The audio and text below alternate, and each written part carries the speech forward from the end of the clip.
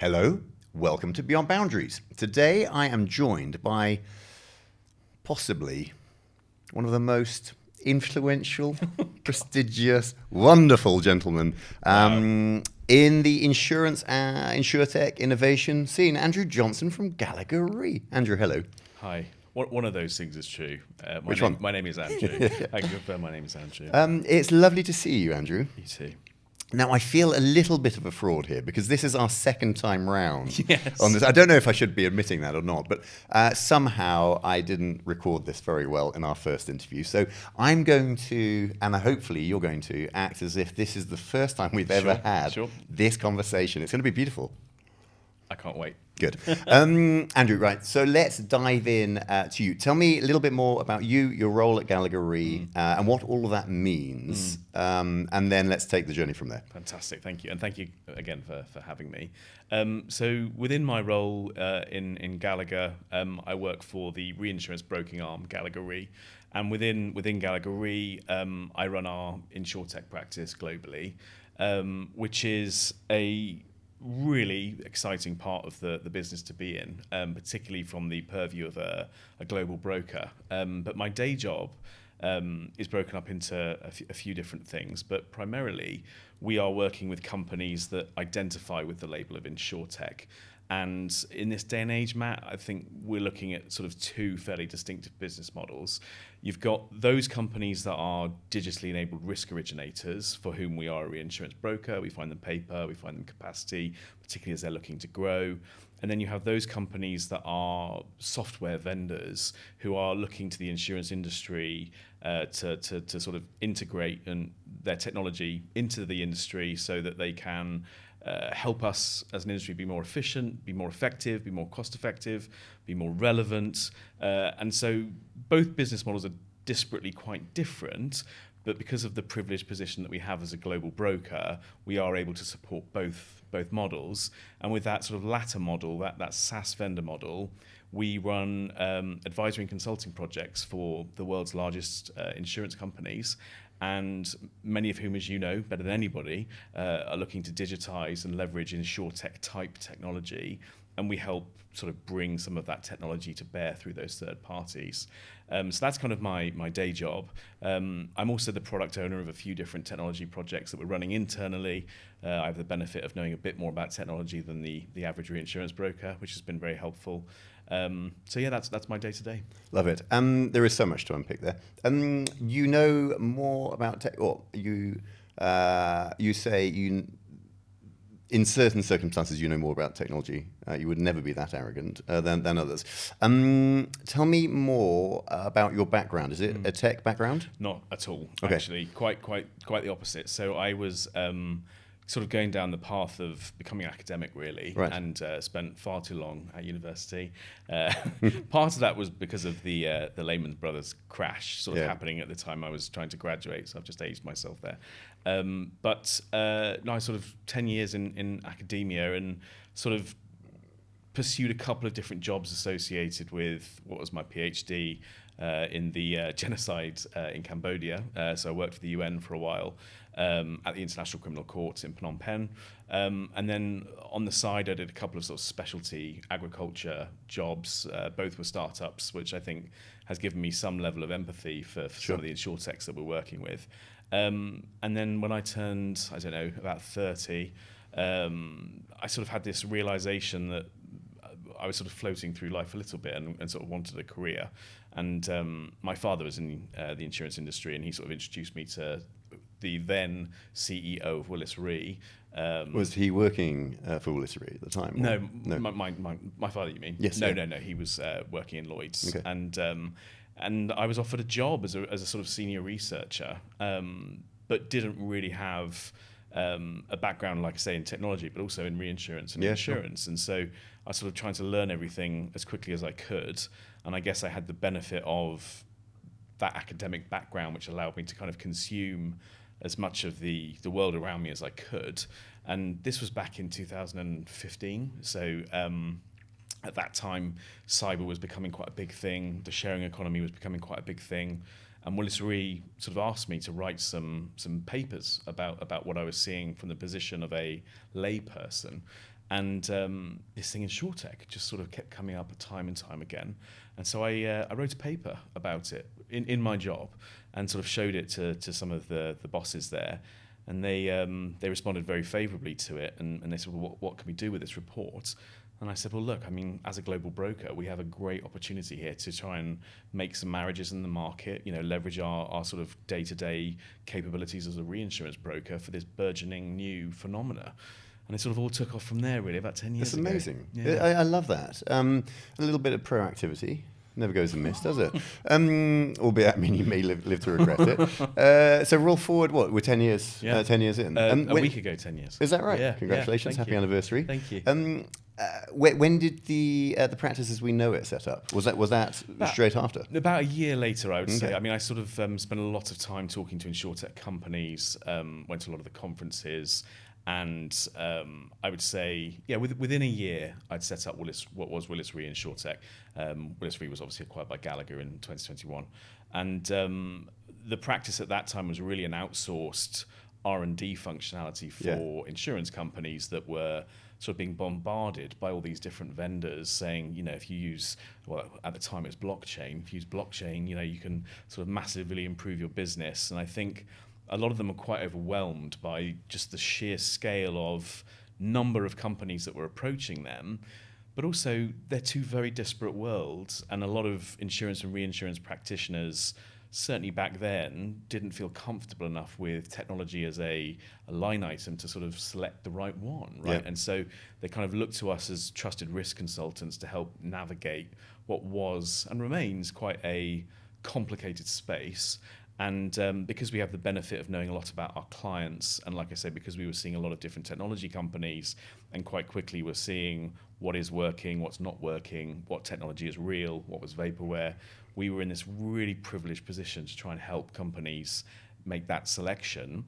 I would say in 2017, 18, 19, there was this quite quick shift with a new kind of InsurTech type business coming into our space that were, in some instances, raising a huge amount of money to become risk originators. And somewhat perversely, that model came second, but it's the one that's much closer to what we do day to day for everybody else. And so, like I say, the business model sort of bifurcated, and we still to this day serve both audiences. Yeah, it's super interesting. So you've talked about the audiences, how you serve them. What's the team structure, the organisation within that? I mean, and what I know of you is you spend your time mostly in Nashville, in the US, but I also catch up with you in the UK all the time, right? Yeah. So you're back and forth, and I'm sure the rest of the world as well. Yeah, so I spend my weekends in Nashville, which is where I live, but no, I'm on the road Monday to Friday pretty much. A lot of time here, as you say, a lot of time in New York, a lot of time in Silicon Valley. So all the places where InsurTech's pretty hot and when reinsurance overlaps is where I spend the vast majority of my time. I think for the InsurTech businesses that we help, we have this amazing structure that's sort of fully integrated into our organization where as quickly as we can, we try and leverage the existing infrastructure. And so I sit in the global center, as does my, one of my reports, who I know that you know, Freddie Scarrett. But underneath the two of us, all of the people that support our practice are based in regional offices as brokers. I mean, their day jobs are brokers, despite now sort of having that digital bent to what they do. And most InsurTechs, when you strip away the technology and what they're trying to leverage in sort of 2025, are ultimately producing business that sits in traditional classes of business for which we serve other insurance companies. And so if it is a broking opportunity, we'll either do it ourselves or we'll sort of pass it on to somebody in our team. But it is a fully, I think they say, vertically integrated part of the business, which means that quite quickly we can, like I say, leverage the infrastructure that we do for some of the largest P&C carriers in the world. Yeah, amazing position. Great, amazing position. Tell me, you've seen changeover in the market over the last 9-10 years. In terms of what's important, not even to you, but maybe to your clients, to the audience that you serve. Are there any particular themes, areas that you guys are going deep on at the moment? And maybe it's even possibly worth talking through some of your quarterly report stuff, because I know, I know right now there's a long-term focus around AI, of course, and the most recent report, albeit it can only be a matter of weeks until the next is out, I assume. Weeks, The most recent of those has been around motor, so I look forward to seeing the next. But what's hot for you guys at the moment? Where's the focus? So hot right now, I say artificial intelligence is something that we are really leaning into, and I generally try not to lean too much into particular types of technology, Matt, because for me, as for you too, I mean, technology is the enabler, right? It's not the what, it's the how. But I do think that there is something quite different about artificial intelligence. Not least, it usually comes out of the box with some kind of training, and so it has a purpose. Whereas, other technology, it's as useful as you make it, right? Sure. And so, I think more thematically though, and this answer is going to be a little bit underwhelming, I think our focus is pragmatism and long-term sort of growth and structure. And that's come in part from a decade of seeing a lot of things coming and going. And there were things that came and went that at the time were being touted as game-changing. And a lot of things, like I say, have come and gone. And in best-case scenarios, it's still been quite a slow evolution and not this kind of Cambrian explosion type revolution where we were all going to lose our jobs or the industry was going to sort of be hard to recognize, and we just haven't seen that. And so when we're advising clients about which technology to select, we always encourage clients to think about the business case. What does your success criteria look like? And actually we try and help them articulate that, not using technological terms, because I think that quite quickly, the minute you start referring to technology as part of the business outcome, I think you can more or less assume from the beginning that it's probably not going to be optimal. And so once you understand what your business outcome is, your desired business outcome, the technology in 99.9% of the cases exists already, and it's just a case of finding it. And I think that's where we really do play quite a strong role, because we're in this for the long term, right? I mean, Gallagher's a very old company, and I plan to be around for a long time. And a lot of our clients have been around for a very long time. So this is not about trying to make a quick buck or trying to peddle deal of the week. This is long-term growth. And recognizing the needs from your clients, then assessing the market, which you alluded to, kind of that scouting activity, and then the assessment. How do you guys go about that? How do you go and find those partners that you either put, or the vendors that you put in front of your clients, or that you decide to partner with? What's that kind of assessment process look like? Yeah, it's a pretty rigorous one, if I'm honest, and it's rigorous on both the technology. We do a lot of testing, but it's also, and we do a lot of sort of mini POCs. But again, we have the benefit as a global broker of having colleagues who are true experts in the space. And so when an InsurTech comes in that focuses on, say, marine insurance or marine reinsurance, I have 50 colleagues who understand better than anybody what works and what doesn't work in marine, or what the issues are to solve. And so at the end of a phone call, I can get some pretty incredible business intel, which candidly, I don't know that many people in the space can do. I mean, even some of the kind of big consulting firms, I don't know that they have that kind of ready access into the market.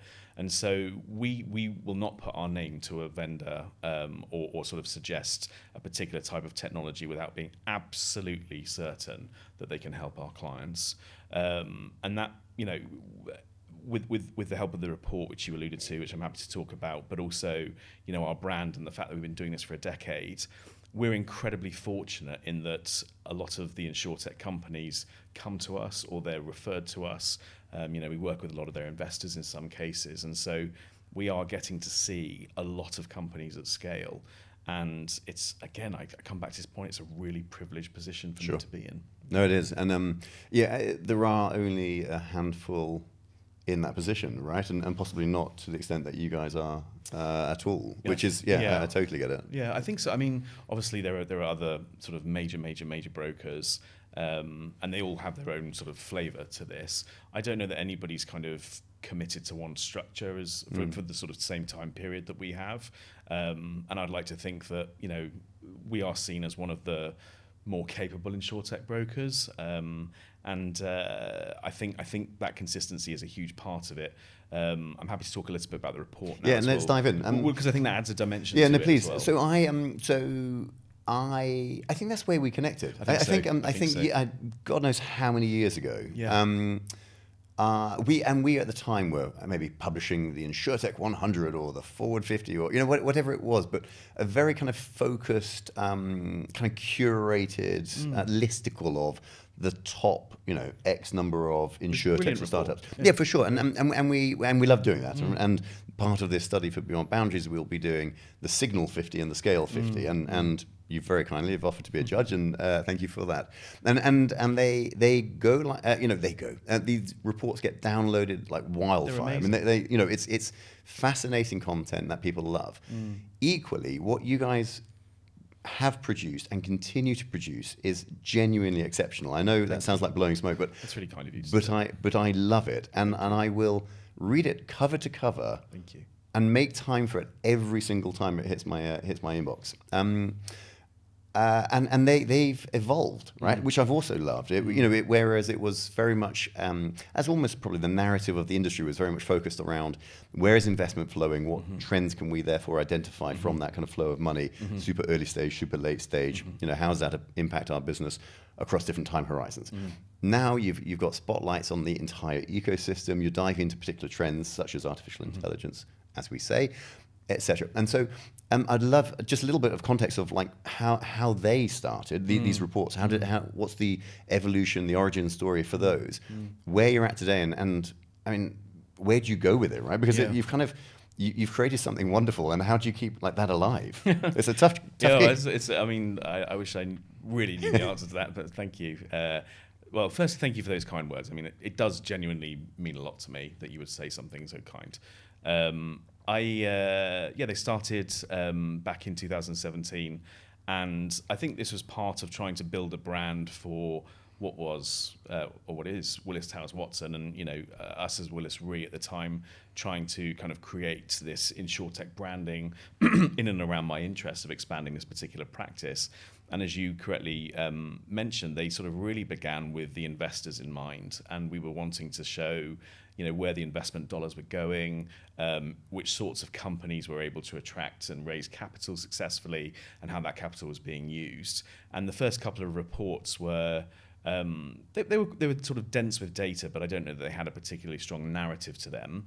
But the market was very receptive, and I think part of it was at that time there just wasn't a huge amount of literature or data that was sort of being targeted at a space that was otherwise quite exciting. And over time, they have sort of taken on a life of their own, and I guess it's probably what I'm best known for. But it's an extracurricular activity. I mean, I do write them in the evening or at the weekend. I remember having a call with you. It was on the weekend, and I think you were watching football with a laptop on your knee or something like that. That's how it is, and it's the academic in me still sort of trying to get out and do some creative writing. But to your point, they have evolved, and they're now in a place where I think they're sort of recognised as being one of the kind of reports on InsurTech that are worth reading. At least I hope people feel that way. And we do pick a theme every year, and we try and sort of create a narrative around that theme, broken up into 4, given the sort of quarterly release cadence. And so we've done sort of the sort of value chain of insurance, from sort of underwriting all the way through to claims. We've looked at the life cycle of investing all the way from sort of early stage to late stage. We've looked at the sort of global geographical breakdown by continent. But we are leaning into artificial intelligence now under the banner of InsurTech. And so this year, we're looking at the largest classes of business as they're written by GWP. You mentioned Q1 was on motor and auto. Q2 will be on property. Q3, when it comes out, will be on commercial, and Q4 will be on life, accident, and health. And what we try and do is we still take all the investment data, but we try and create really interesting stories around the investment data, but also share with the market our observations from this position of privilege. We get to hear what reinsurers are thinking, we get to hear what insurers are thinking, I hear what my colleagues are thinking, I hear what people like you are thinking, and I try and sort of put that into an easily digestible format for others to read who aren't in such a fortunate position. We now have that platform, and so I'm able to sort of profile case studies of companies that are bringing that narrative to life. We interview investors, we interview thought leaders, we do interviews with CEOs, and I mean, the downloads would suggest that people like it as a report, which is good. And I really enjoy writing it. Like I say, it's an opportunity for me to still kind of keep my toe in the academia water, but at the same time share at scale our observations, keep the brand sort of top of mind for a lot of people, but also celebrate those companies that we think are really excellent. What's the pressure like to get that out on time? Do you feel it, or is it a pleasure still? I mean, I know it's it's a really great question. I mean, if you ask my wife, she'd probably say yes. I'm probably a little bit cagey a few days before it goes out. I mean, I have been doing it now for so long, and there is such a clearly defined sort of process that it goes down that compared to say 8 years ago, it's a lot less stressful. I think if I stopped and thought about how many people were downloading it, who was downloading it, and if I sort of let that get into my mind too much, I'd probably stress about it a lot more. Yeah. But I try and create a report for myself and my friends, people like you, and I sort of think, well, what would Matt want to read about? What would I want to read about? And that for me is my target audience. And I think as long as I kind of stay there, I generally don't need to stress about it too much. Yeah, sure. No, I totally relate. In as much as the newsletter that I write, it now goes out. The numbers are very different, but to 70-something thousand people. Amazing. But is it every other week? And for a guy who doesn't love creative writing, to then have so we send it using MailChimp. So then have the alert that pops up saying, "Are you sure you want to send this?" It's just that moment of thought and pause and reflection going, I might, but again, you become numb to it, right? Punch drunk, and you just plow through, and it's it's a tenth of my time. It takes a day every other week. It's nuts the amount of time invested in this, but I think it's useful, right? Yeah, and I think it is healthy to sort of have that distance. We had one report last year that ended up on excerpts from it ended up on the front page of the Wall Street Journal. Oh, cool. And I went onto LinkedIn one day and I had literally thousands of notifications from this one particular thing. And again, I think if I let that kind of live in my mind, I'd actually struggle to kind of get the report out. But I think knowing your audience, knowing what you want to say, sort of honouring the data is kind of all you need to create a great report. And I think, again, you're a great example of this.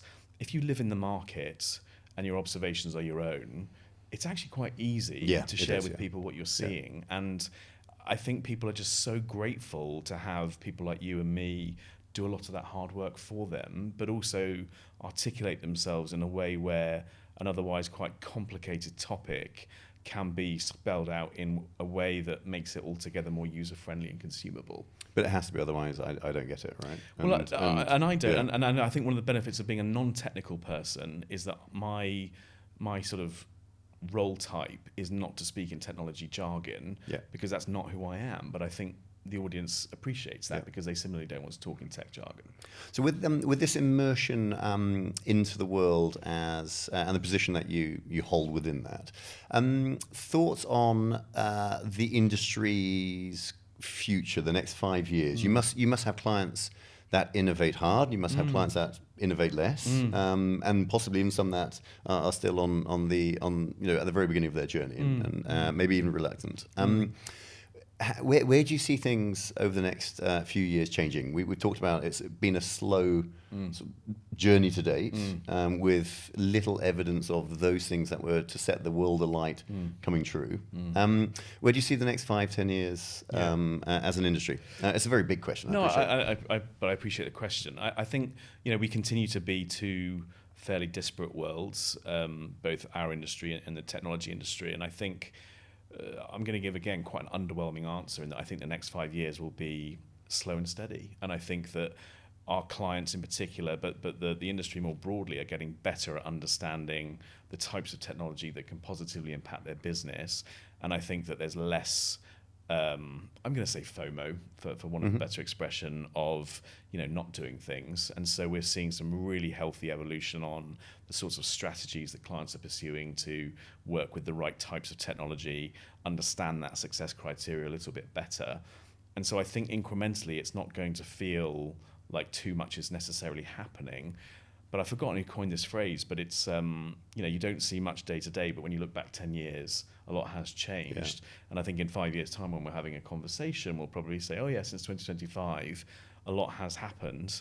I think AI is going to play a major role in the industry going forward. And I think when we look back historically, it will be a chapter heading that is quite an important one. But I think that ultimately what's going to happen, and this is a very trite statement because I think most people feel the same way, is that the human being in the loop will be celebrated. I think that we're going to get some more of our time back. I think that the technology deployed in the right way will do a lot of the predictive, rote, menial tasks. Certainly we as brokers are going to be able to spend more time with clients, more time on sort of carrier relationships, being more creative with product. And I think my ideal state for the industry going forward is this kind of bionic marriage, really, between technology and people.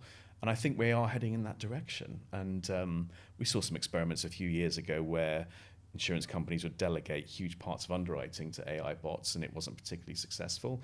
We saw some areas where insurance companies would delegate entire claims processing functionality to AI, and it similarly wasn't that successful. You bring the human or the expert back into the loop, and it's a different story altogether. Yep. Love it. Now I'm going to finish on a personal note, if I may. Sure. I want to get into it's personal, but it's also professional, right? So weekends in Nashville, albeit that's home. Try to. Yeah. I'm fascinated. One of the things that I'm exploring at the moment, again at a personal level for me, is do I relocate to the US? Right. So we have. Over half our revenue now is North American from a Sønr perspective, right? Which is wonderful and a huge opportunity in market for us, but we don't have any boots on the ground at all. So we're looking after our clients from afar, and it works to a point. Tell me about your journey over to Nashville, what you're seeing from a US-UK perspective, because it's the numbers and the investment dollars are easy to access, and the differential between the two. But culture, entrepreneurship, there's all sorts of alignment and misalignment, right, between the two places. Tell me what you're seeing from a UK-US perspective. Yeah, I mean, just to sort of hit on the investment numbers and where the activity is, of the $60 billion invested to date in InsurTech, I think 53% of it is into US companies, and it's huge amount of money. Similarly, the sort of transaction count volume is very US centric. And I think you have some really interesting parts of the country that are incredibly supportive of the initiative to effectively leverage technology into our industry. For myself, I did go to the States partly for personal reasons. My wife is American, but also for work reasons. And so I left London. I'm originally from Oxford, but I was working in London and left in 2018 to go to our office in New York. And it was fantastic from a exposure perspective, not just learning about the US market, but to your point, learning about those cultural differences around entrepreneurship. And it's quite funny when you sort of speak to an English person or a British person about failing fast, and then you talk to an American person about failing fast. They're talking about two very, very different things. And it's amazing being around a different type of entrepreneurial energy in the States. So we were living in New York until COVID, and then I'm sure you saw on the news that New York became a bit of a ghost town, and so we moved to Nashville to sort of escape what was otherwise quite a sort of unenjoyable time, and we've just never left, and the world's gone back to some semblance of, I don't want to say normal, but you know what I mean. I'm not sure Manhattan has, though. No, I still, I'm not sure it has. I find it a very strange place these days. I agree. I'm not sure I do either. But it's wonderful to be there. But I similarly love coming to the UK, and I'm here frequently at the moment, partly with one particular project that I'm working on. But London remains the insurance and reinsurance capital of the world, and I think that effect does lend itself to InsurTech also. And I don't think that there's another city on earth that has such a rich blend of the ingredients that you need to be a successful InsurTech. So you've got the history of the market here, you've got more insurance and reinsurance practitioners in a geographic location than anywhere else in the world here. You do have the ability to sort of try and test quite quickly. and you're so close to the rest of the world. And so I think that London remains this incredible place to do business and to be a startup. But I think ultimately the bigger opportunity is in North America from numbers alone, if nothing else. But I'm just so grateful that I can almost live in both worlds. I know, it's amazing, isn't it? It's a real luxury, real opportunity. Andrew, thank you. Thank you all for tuning in to Beyond Boundaries. We'll be publishing these interviews, these videos every week, so please tune in again next week. For now, all it is left for me to say is a big thanks, Andrew Johnston. Thank you for having me. I'm really grateful, Matt. Thank you.